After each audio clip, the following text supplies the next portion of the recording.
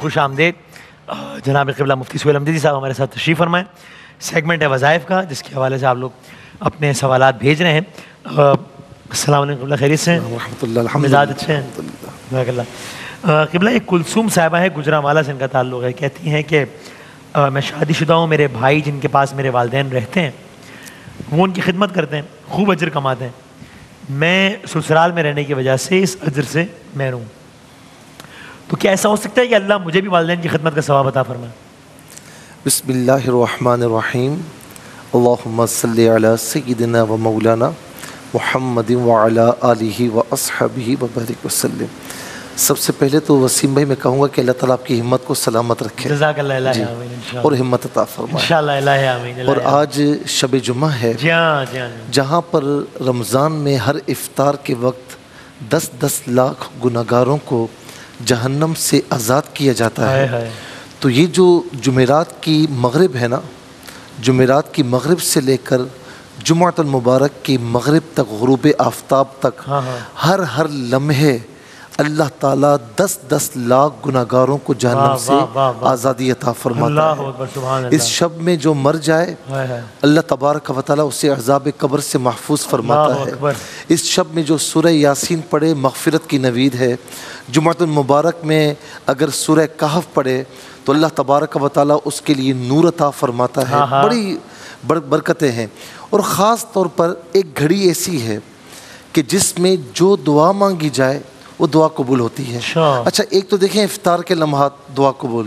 اور سیدہ خاتون جنت رضی اللہ تعالی عنہا فرماتی ہیں ہمارے ماں باپ ہم سب کی عزتیں ان کے قدموں کی خاک پر قربان ہو جائیں.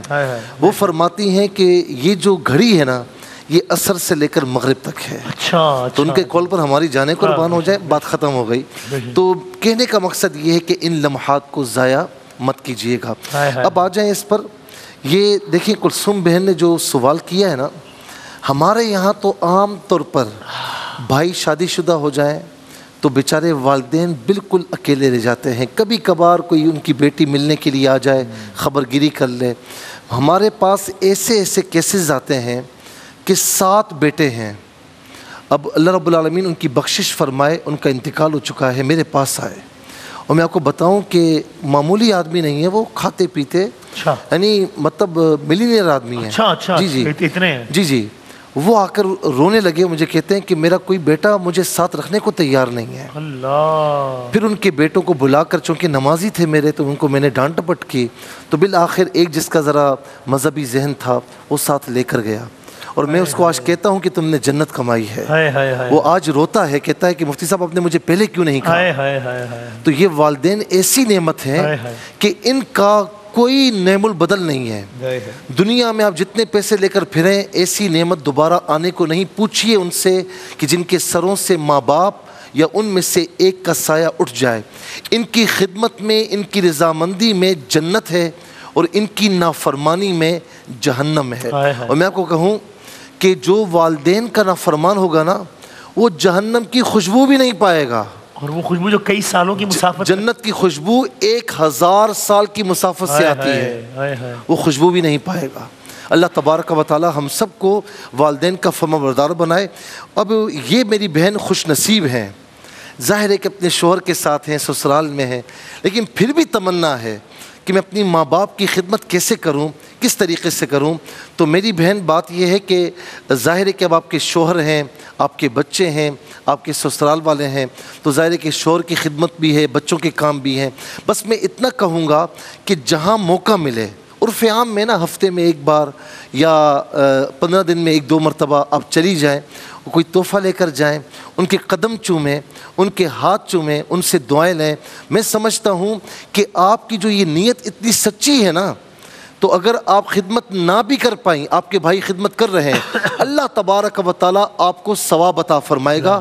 حدیث پاک ہے کہ بہت سے لوگ ایسے ہیں کہیں پر نیک کام ہو رہا ہوتا ہے وہاں پہنچ نہیں پاتے، لیکن ان کی تمنا ہوتی ہے کہ کاش ہم بھی ہوتے.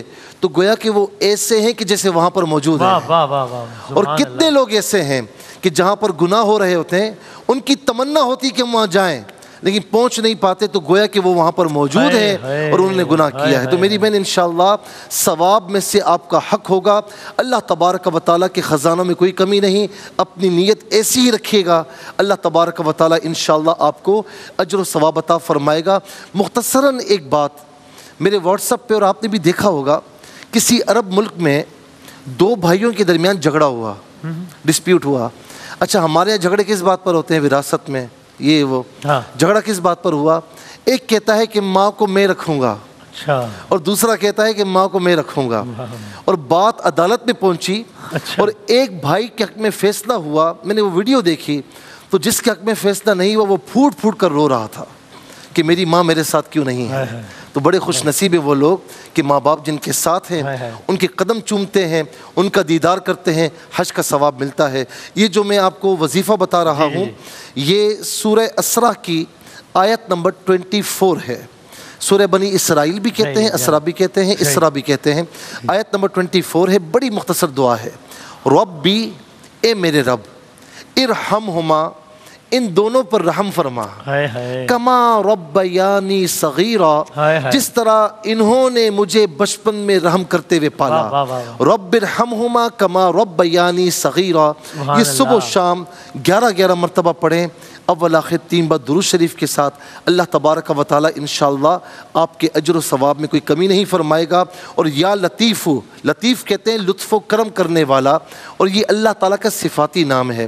اس کو دن میں کسی بھی ٹائم 33 مرتبہ پڑھ لیں, اول آخر 3 بار درود شریف کے ساتھ. اور آج آپ کے ذہن میں یہ ہے نا, میں آپ کو بڑی ذمہ داری سے کہتا ہوں, کل آپ کی اولاد آپ کی فرما بردار نہ بنے تو آپ شکایت کیجیے گا. انشاءاللہ بنے گی انشاءاللہ. جزاک اللہ, بہت نوازش. وقفے کے بعد دیگر علماء کرام تشریف لا رہے ہیں. علماء کے ساتھ نشست, آپ بھیجیے اپنے سوالات ہمارے ٹویٹر آئی ڈی پہ WSEEM BADAMI وسیم بدامی پر. بریک کے بعد حاضر ہوتے ہیں.